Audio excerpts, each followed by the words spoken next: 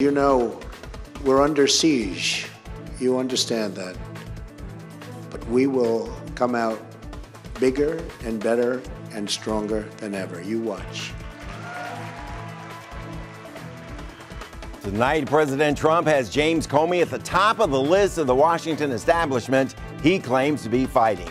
His support base loves that about him. As for the former FBI director, James Comey, tonight would have us believe that President Trump has been playing outside the rules and maybe even outside the law. He says the president cannot be trusted. Good evening. Thanks for joining us. I'm Bruce Johnson. It lasted just over 2 hours. James Comey under oath on Capitol Hill. He was barely 2.5 minutes into his testimony when he called the president of the United States a liar. This would be the first of 5 times that he would make that charge. The administration then chose to defame me and, more importantly, the FBI by saying that the organization was in disarray, that it was poorly led, that the workforce had lost confidence in its leader. Those were lies, plain and simple. His harshest criticism was that the White House lied about why he was fired as FBI director. The answer was plain and simple for Comey. The president had made the decision because of the investigation into Trump campaign ties with Russia. I take the president at his word that I was fired because of the Russia investigation. Something about the way I was conducting it, the president felt created pressure on him that he wanted to relieve. Comey says he wrote down details of all his conversations with President Trump because he didn't trust the president to be truthful about what was said in those meetings. It's a practice he said he'd never done before in conversations with Presidents Obama and Bush. President Trump's attorney went on the offense following Comey's testimony. Mark Kasowitz challenged Comey's account of a private dinner he had with the president during their first full week in office. The president also never told Mr. Comey, quote, "I need loyalty. I expect loyalty," close quote. He never said it in form, and he never said it in substance. Nothing but the truth, so help you God. Trump's lawyer also slammed Comey for leaking details of his conversations with the president, saying he would leave it up to authorities as to whether Comey should be prosecuted for sharing privileged conversations with the president. So who do you believe, the president or James Comey? Head over to WUSA9.com/vote. We're going to have all the results before the end of this broadcast.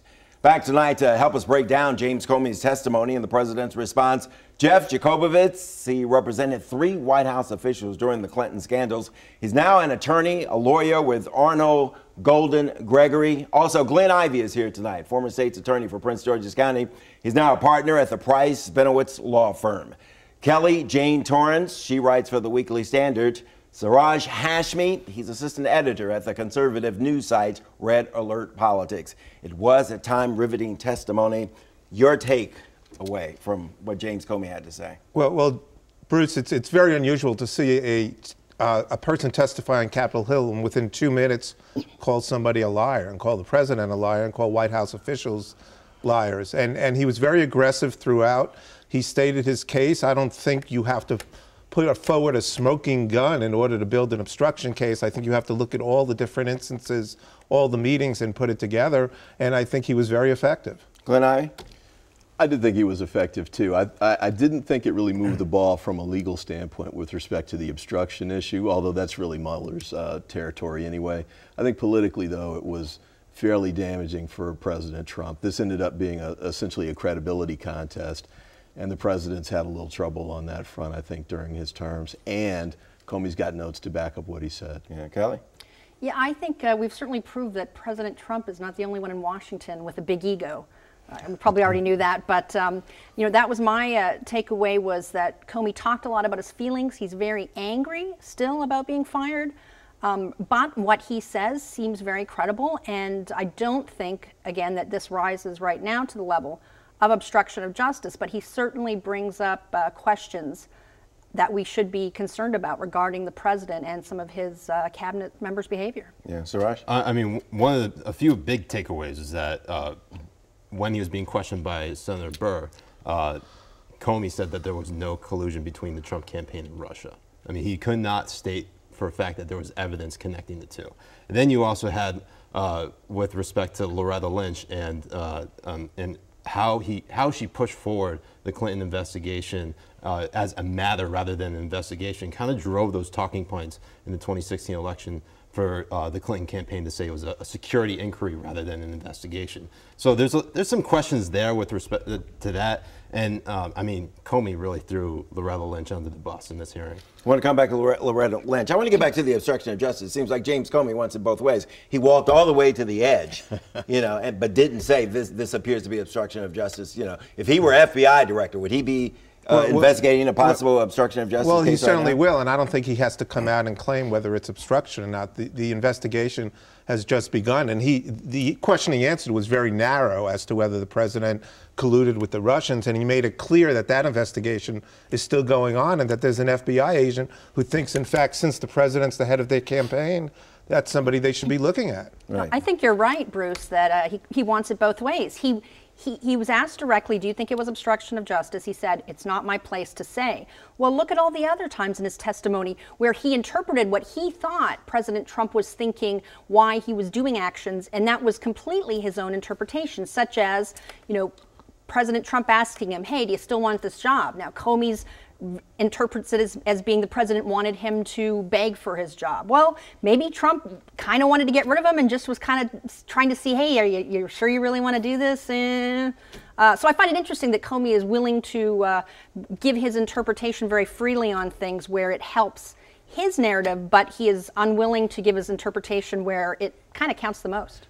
How important are the notes? The fact that he kept detailed notes, and let's say there is no tape, okay?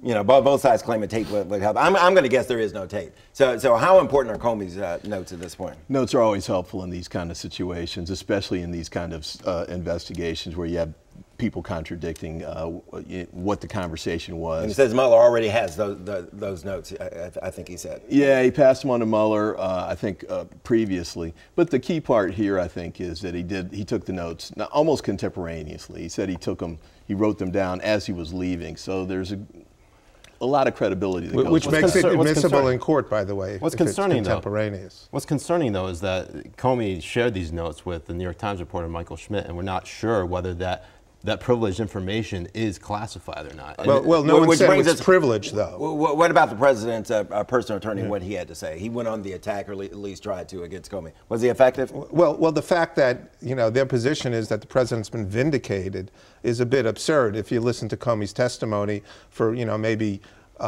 all but 5 minutes of his testimony, it certainly didn't vindicate the president. I thought the big point here, too, though, I agree with that point, but Trump finally let somebody else defend him. So instead of doing his own tweets and, he let the lawyer take care of it. He had other people speaking on his behalf, probably his son.